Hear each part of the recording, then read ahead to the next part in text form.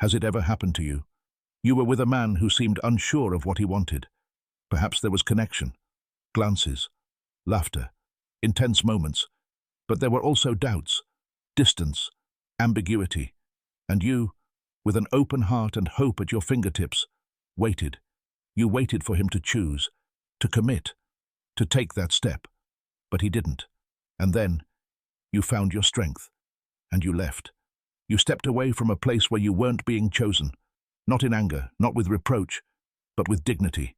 And right then, just when it seemed like everything was over, he came back, with words he'd never said before, with tears, with long messages, with new promises. And you, confused, asked yourself, why now? Where was all of this when I was still there? Today, we're going to explore this phenomenon through the deep and symbolic lens of Carl Jung, because it's not a coincidence, it's not a whim, it's not a conscious strategy, it's the unconscious speaking. And for many men, love doesn't emerge when they have you, but when they lose you. According to Jung, the ego is the structure that brings order to internal chaos. It's what allows us to function in the world. But when the ego becomes too rigid, it can also separate us from the soul. Many men build their identity around reason, logic, and action. They need to feel they're in control of their surroundings, their emotions, and yes, their relationships too. When a woman is available, loving, present, a man's ego often feels safe, settled, but it can also become blind, because when everything feels under control, there's no urgency, no risk. And without risk, emotions don't awaken. So when you're there, open and giving, his ego doesn't engage deeply, because nothing feels at stake. And in that state, many men can't connect on a deeper level.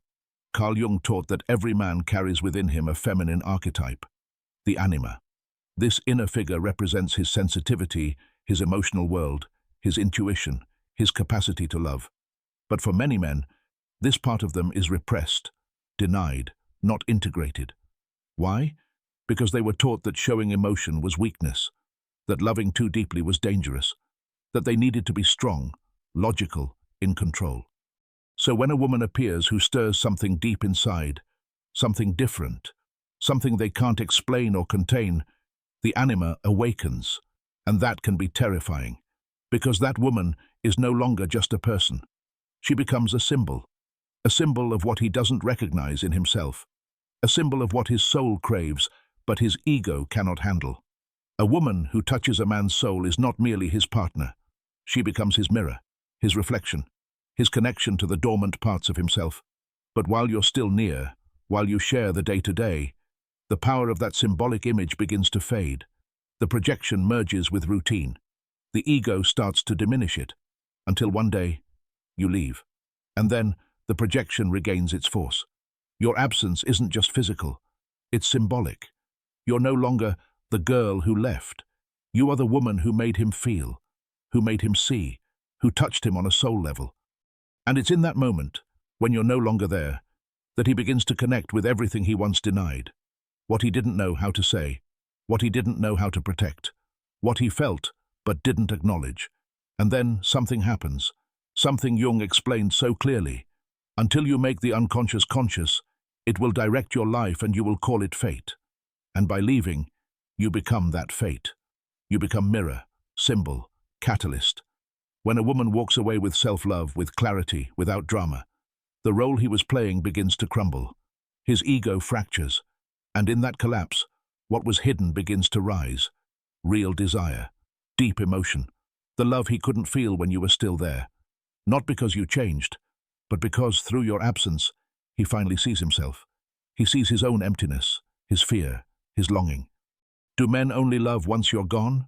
No, not all of them, but many do, especially those who haven't yet taken the journey within, who haven't integrated their anima, who haven't faced their emotions. For them, love awakens through loss. Pain forces them to confront what they avoided. Emptiness pushes them to feel what they feared. Because love, through Jung's eyes, isn't a surface emotion. It's a soul movement, a transformational process. And often, the soul stirs when the ego fails. What can a woman do with this awareness?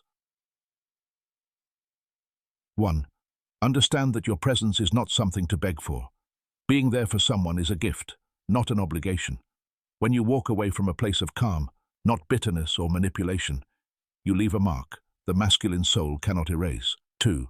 Know that you don't need to prove your worth. You don't have to convince anyone to love you. Often, what sparks love in him is seeing that you no longer need him to. Don't return for words that didn't exist before. Because if he only loves you once you're gone, perhaps he doesn't love you.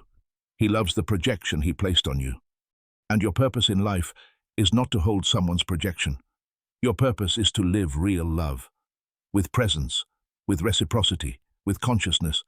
Jung didn't see love as something simple. For him, to love was a task of the soul, a journey of individuation, a path to oneself, through the presence of another. And that's why he said, "We meet ourselves time and again in 1,000 disguises on the path of life." You weren't there simply as a woman. You were there as a symbol of his process, a key to his transformation. And when you leave, he doesn't just lose you. He loses the part of himself that he glimpsed through your presence. Or rather, he is finally confronted with who he really is. And you? Are you willing to become a symbol? To stop begging for love and start being a mirror? To understand that sometimes the most loving thing you can do is walk away. Not out of pride, not out of punishment, but out of wisdom. Because some men only awaken when the spell of control is broken, when the woman who touched them most deeply is no longer available. And if he manages to integrate his anima, if he does the inner work, if he turns loss into self-awareness, then yes, a reunion is possible.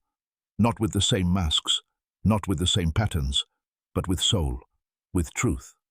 If this reflection resonated with you, leave a like, share it, and subscribe. We'll keep exploring the soul, desire, and love from the places no one dares to look, but that all of us deep down feel.